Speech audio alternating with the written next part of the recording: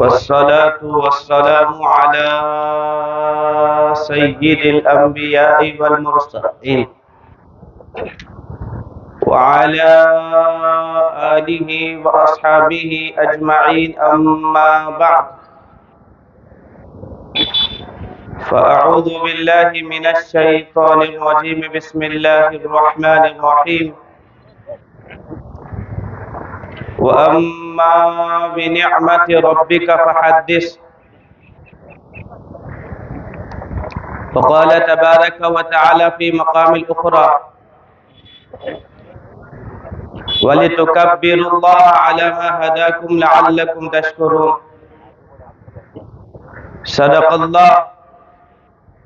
صدق الله مولانا العظيم، وصدق رسوله النبي الأمين الكريم، ونحن على ذلك لمن الشاهدين والشاكرين، والحمد لله رب العالمين. ہر ابتدا سے پہلے، ہر انتہا کے بعد، ذات نبی بلند ہے ذات خدا کے بعد. ہر ابتدا سے پہلے، ہر انتہا کے بعد، ذات نبی بلند ہے ذات خدا کے بعد. اور دنیا میں احترام کے قابل ہیں جتنے لوگ، میں سب کو مانتا ہوں مگر مصطفیٰ کے بعد. بادۂ توحید کے مت والوں، شمع رسالت کے پروانوں، اولیاء اعظام کے جانثاروں، حضور سیدنا خواجہ شمس الدین غازی علیہ الرحمت و رضوان سے نسبت و تعلق رکھنے والوں، الحمدللہ اللہ کے فضل و کرم سے عید الفطر، عید سعید کی خوشیوں کو ہم منانے کی کوشش کر رہے ہیں. میں وہ لوگ جو آپ حضرات یہاں وہاں کھڑے ہوئے ہیں، ان لوگوں سے گزارش ہے کہ آپ نماز گاہ میں آئیے. آپ کے لیے بیٹھنے کا، آپ کے لیے چٹائیوں کا، آپ کے لیے جائے نمازوں کا بہترین طریقے سے انتظام ہے.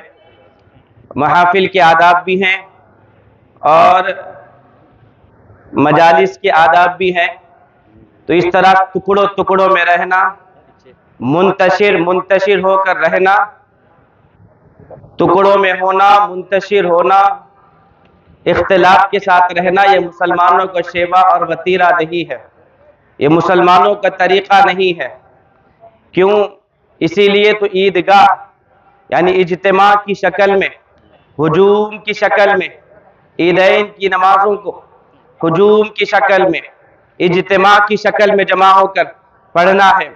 ہر چھوٹی مسجد میں عید کی نماز پڑھنے کی گنجائش، اجازت نہیں ہے.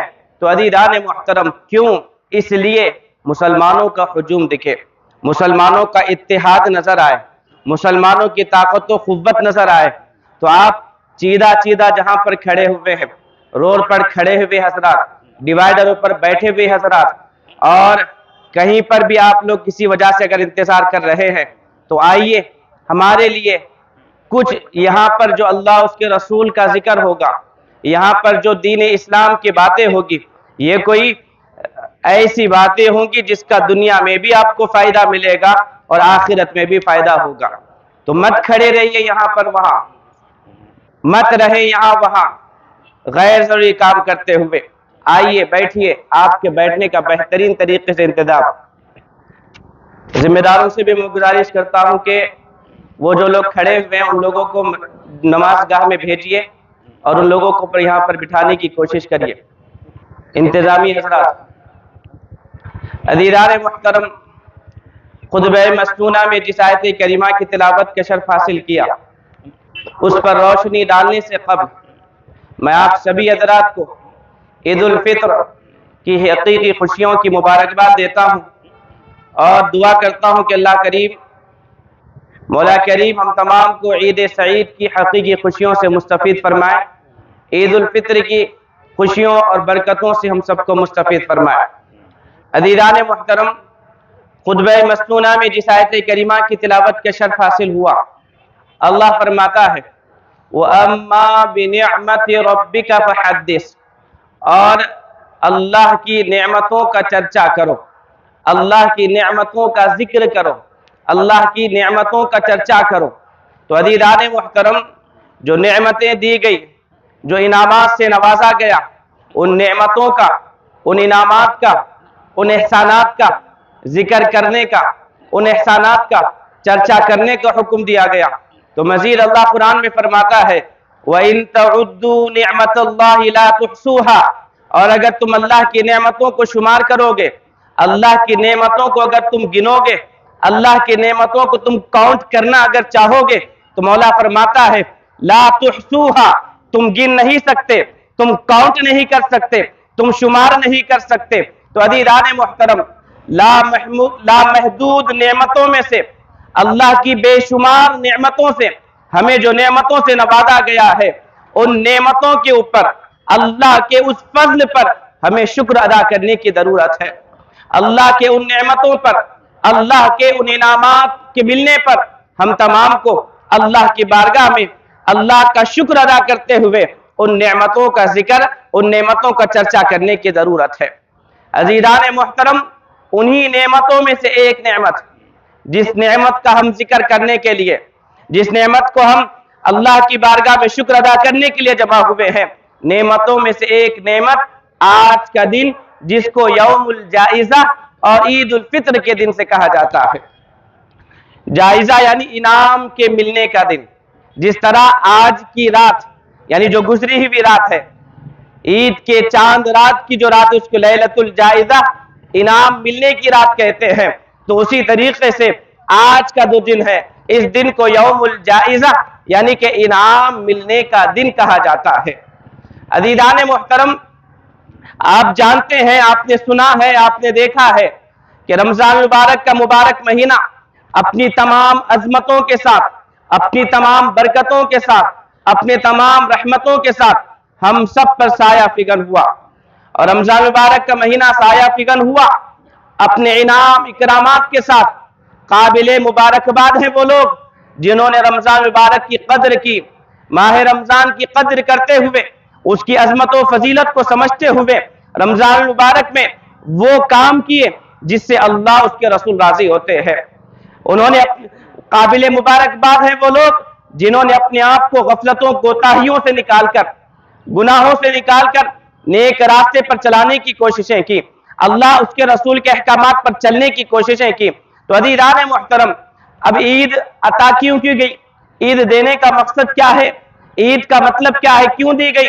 تو عزیزان محترم، احادیث مبارکہ میں ذکر کیا گیا، سرکار دو عالم صلی اللہ علیہ وآلہ وآصحابہ وسلم، سرکار دو عالم صلی اللہ علیہ وآلہ وآصحابہ وبارک وسلم جب آپ ہجرت فرما کر مدینہ منورہ گئے، تو مدینہ منورہ جانے کے بعد آپ صلی اللہ علیہ وسلم نے دیکھا، کیا دیکھتے ہیں کہ مدینہ شریف کے لوگ 2 دن تہوار کے طور پر مناتے ہیں، 2 تہواروں کو مناتے ہیں، پورے سال میں 2 تہوار منایا کرتے تھے، اور ان تہواروں کے موقع پر لہو لعب ہوا کرتا تھا، کھیل کود ہوا کرتا تھا۔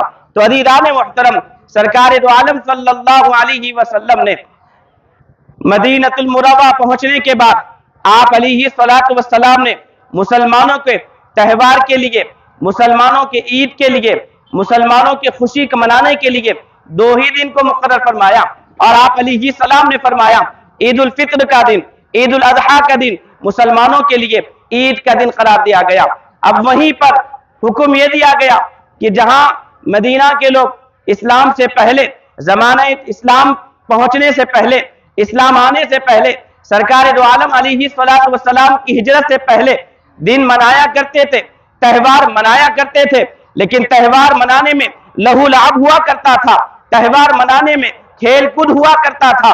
تو سرکار دو عالم صلی اللہ علیہ وسلم نے حکم دیا کہ 2 دن، عید الفطر کا دن اور عید الاضحیٰ کا دن، خوشی کا اظہار کرو، اور حکم دیا گیا کہ خوشی کا اظہار کرنا ہے تو اب اس خوشی کے اظہار میں لہو و لعب کو نہیں کرنا ہے، کھیل کود کو نہیں کرنا ہے، بلکہ اللہ نے جو نعمتوں سے مستفید کیا ہے، اللہ نے جو نعمتوں سے نوازا ہے، ان نعمتوں کے ملنے پر اللہ کا شکر ادا کرنا ہے۔ تو مسلمانوں، ہمارا غم کا موقع، مسلمانوں ہمارا خوشی کا موقع، مسلمانوں ہمارا کسی وقت کا کوئی بھی موقع ہو، شادی بیاہ کا موقع ہو یا پھر موت و مٹی کا موقع ہو، اسلام ہماری رہنمائی کرتا ہے اور رہنمائی کرتے ہوئے کہتا ہے کہ تم چاہے خوشی کے موقع پر ہو، تم چاہے غم کے موقع پر ہو، وہ کام کرو جو اللہ اس کے رسول نے حکم دیا ہے۔ اور وہ حکم کیا ہے؟ شریعت اسلامیہ کے مطابق اپنی خوشی اور اپنے غم کا اظہار کرنا۔ اللہ اس کے رسول کے حکم کے مطابق اس خوشی اور غم کے موقع کو اظہار کرنے کا موقع دیا گیا، حکم دیا گیا۔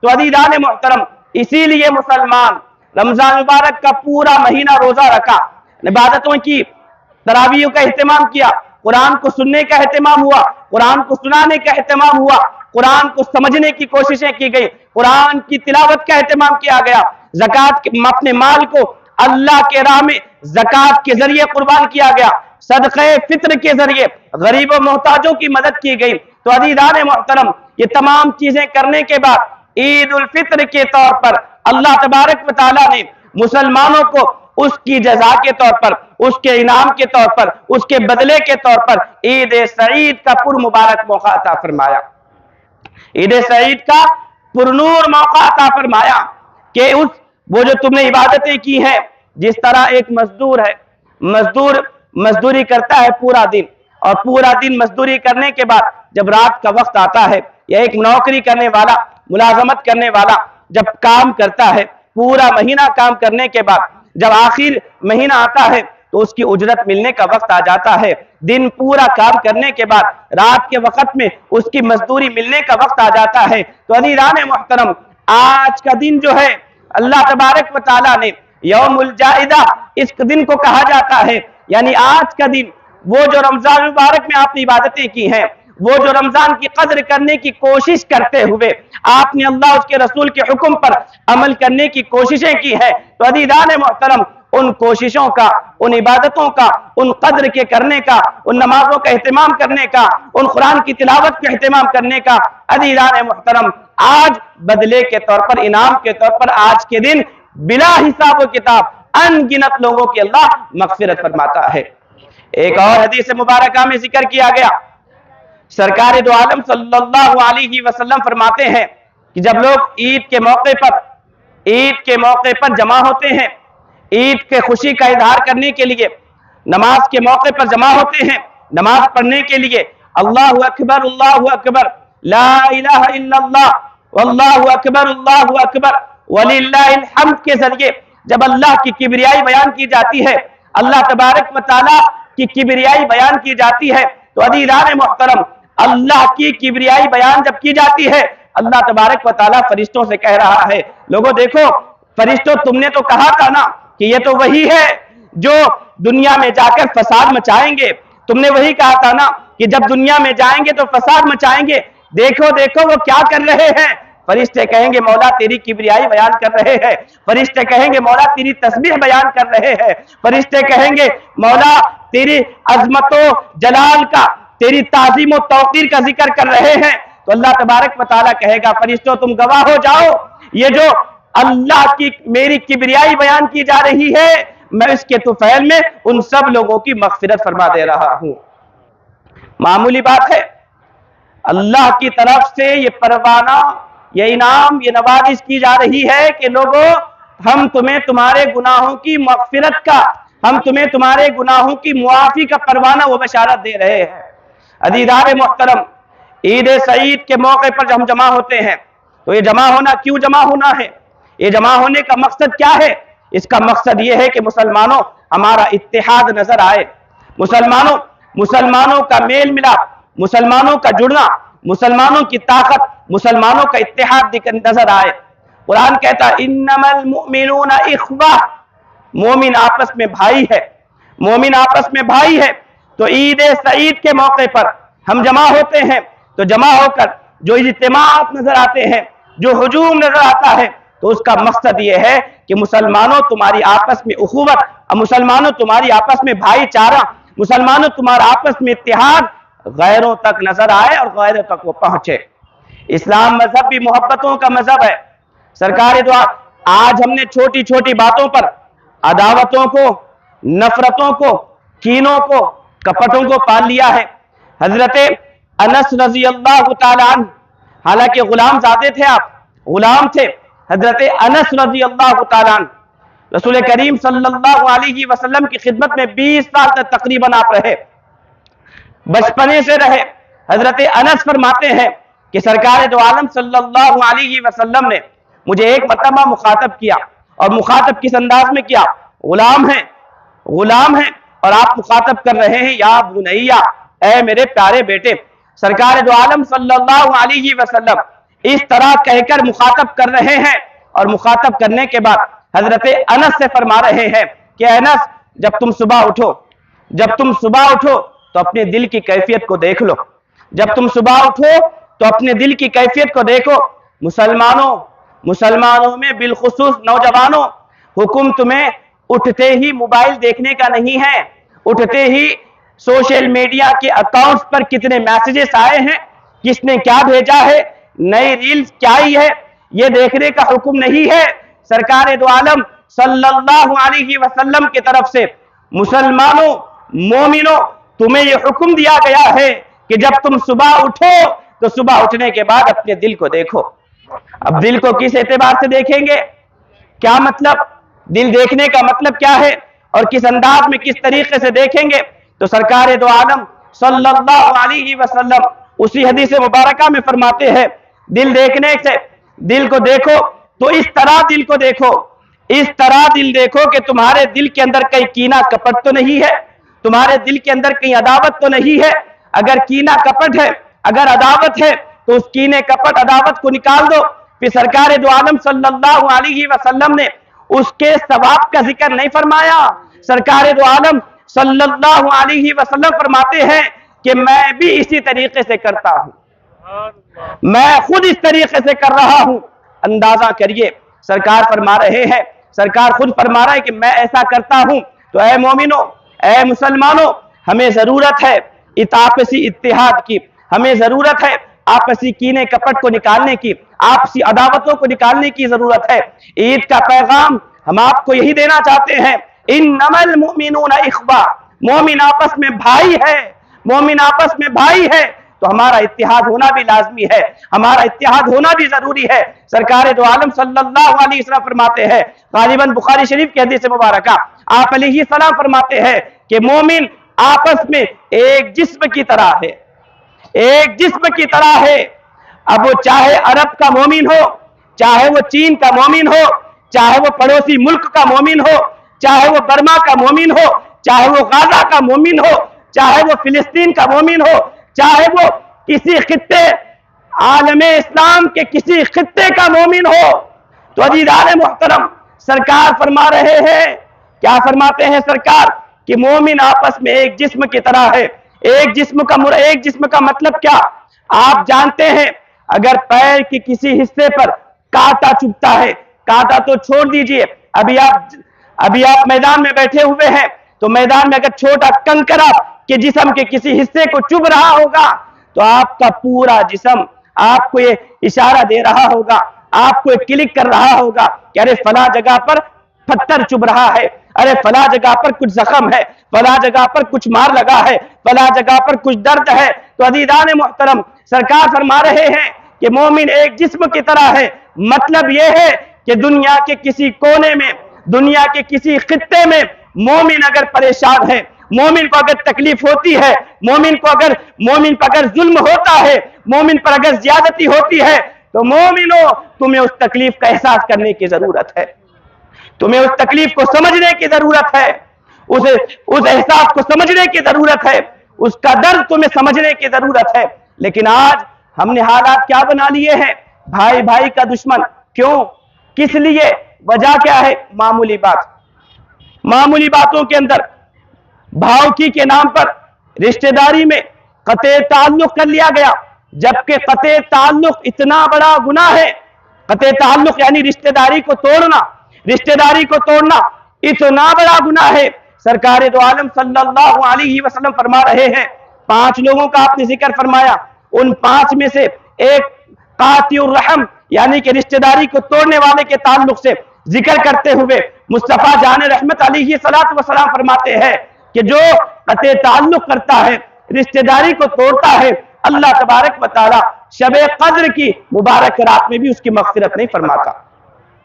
शबे कद्र में मग़फ़िरत नहीं, शबे बरात में मग़फ़िरत नहीं, कते ताल्लुक करने वाले के ताल्लुक से। तो अज़ीज़ान मोहतरम, क्या बतलाया गया?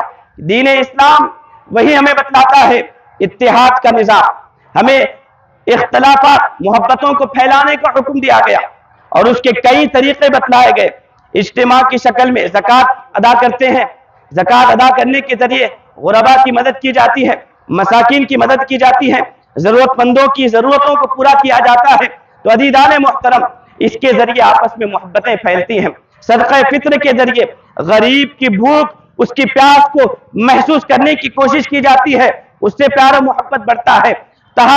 सरकार ने फरमाया तहादू बैनकुम तहाफू बैनकुम, आपस में एक दूसरे को हदिये दो, आपस में एक दूसरे को तोहफे दो। क्यों हुक्म दिया गया?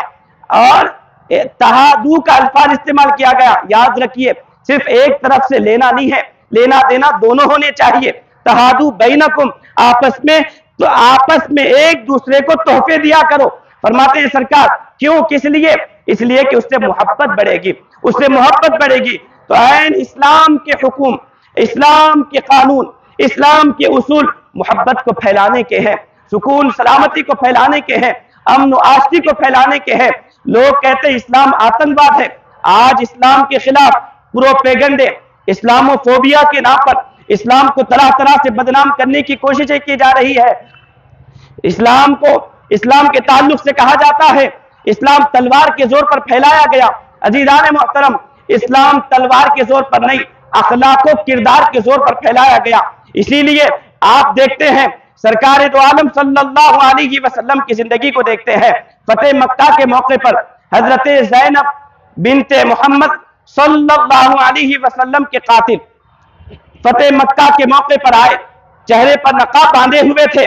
फतेह मक्का का मौका है, फतेह मक्का के मौके पर हजरत ज़ैनब प्यारे मुस्तफ़ा अलैहिस्सलातु वस्सलाम की सबसे बड़ी शहजादी, आप अलैहिस्सलातु वस्सलाम की सबसे बड़ी बेटी हजरत ज़ैनब रज़ी अल्लाह ताला अन्हा के कातिल फतेह मक्का के मौके पर चेहरे पर नकाब बांधकर आते हैं और कहते हैं, या रसूल, ऐ अल्लाह के रसूल, चाहे कितना ही बड़ा कातिल क्यों ना हो, चाहे कितना ही बड़ा मुजरिम क्यों ना हो, क्या आप इस्लाम कबूल करने के बाद उसको मुआफ कर देंगे? अज़ीज़ान मोहतरम, बेटी का कातिल है। कौन? बेटी का कातिल है, वो भी चहीती शहजादी, बड़ी शहजादी कातिल है। आप फरमाते हाँ माफ कर दिया जाएगा। अब वो शख्स कहता, अपने चेहरे से नकाब निकालते हैं, इस्लाम कबूल करते हैं। सरकार दो आलम सल्लल्लाहु अलैहि वसल्लम उनको मुआफी का परवाना अता फरमाते हैं। इतना बड़ा दर्स, और हमने क्या चीजों को लेकर बैठा हुआ है? दस्तरखान, दावत में बुलाया था, दस्तरखान के सामने से गया और मुझे पूछा नहीं, मुश्काब गरम मेरे सामने लाया नहीं, मेरे को देख के सलाम करा नहीं। हमने इन चीजों को लेकर बैठा हुआ है। मामूली बातों के ऊपर, छोटी बातों के ऊपर, जिन चीजों को भरी मजलिस में बोलने से हमें शर्म आती है, जिस वजह का जिक्र करने में, अगर किसी दो मुसलमान भाइयों को पूछे, कुछ ऐसे भी देखने में आते हैं, सुनने में आते हैं कि दो मुसलमान भाइयों की लड़ने की वजह, दो दोस्तों की आपस में लड़ने की वजह हम पूछते हैं तो उनमें से एक कहते हुए शर्माता है, इसलिए कि वो इतनी मामूली बात थी, इतनी मामूली बात थी। पानी की बोतल के ऊपर, शीन के ऊपर लाए नहीं बोलकर, अरे बोला बोलकर, सलाम में को पहले नहीं करा बोलकर, अरे ये कोई तरीके हैं? ये मामूली बात। मुसलमानों, आज का दौर, ये पूर्व फितन दौर, जिस दौर में हम जी रहे हैं, आज का ये दौर इस्लाम के इब्तिदाई दौर से बहुत ज्यादा बुरा तो नहीं है, लेकिन कुछ कुछ वैसा जरूर है। तो वैसे वक्त में, इस जुल्म और ज्यादती के मौके पर, मुसलमानों, हमें एक दूसरे के दर्द को समझने की जरूरत है। हमें एक दूसरे का दर्द नहीं, एक दूसरे का हमदर्द बनने की जरूरत है। एक दूसरे के लिए दर्द नहीं, ایک دوسرے کے لیے ہمدرد بننے کی ضرورت ہے، اور یہی غازی سرکار کا پیغام رہا، یہی غازی سرکار کا طریقہ رہا، یہی انہوں نے اسی انداز اور انہی احکامات پر عمل کرتے اپنی زندگی گزارے۔ اسی لیے تو آپ دیکھ رہے ہیں یلیش ملیش بھی ان کی بارگاہ میں ہے، عبداللہ عبیداللہ بھی ان کی بارگاہ میں ہے، یلیش ملیش بھی ان سے فیضان پا رہا ہے اور عبداللہ عبیداللہ بھی ان سے فیضان پا رہا ہے۔ نہ صرف یہاں کا بلکہ کتنے ایسے ہیں ان کی بارگاہوں میں جا کر یہاں کا تو یہاں کا وہاں کا بھی فیضان حاصل کر رہے ہیں، اس لیے کہ انہوں نے محبتوں کو عام کیے، اللہ اس کے رسول کے طریقے کو اپنائے، اللہ اس کے رسول کے راستے کو اختیار کیے۔